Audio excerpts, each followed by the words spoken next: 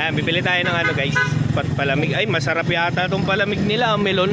Sir, bili ka na sir, 10 piso lang isa. Magkano isa? 10. 10 isa? Sige, pabiling dalawa. Ikaw na naman. Ay, lahat ka na makita mo yung paninda dito sir. Bili ka na. O sige, pabili akong dalawa. Ano ba sir?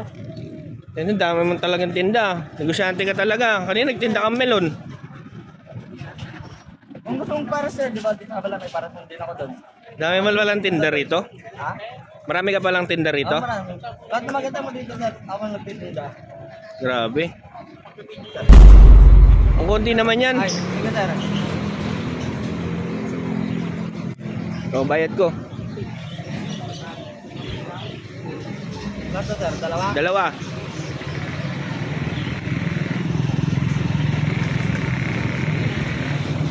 Grabe lang. Mayaman ka na siguro. Hindi naman sa ganun sir, kasi naubusan din ng ng gasolina kagabiyahe ko. Kaya nagpapagod lang ako.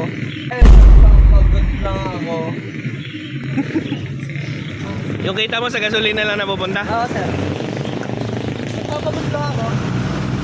Ayos pala, no? Sige, okay na yan. Thank you.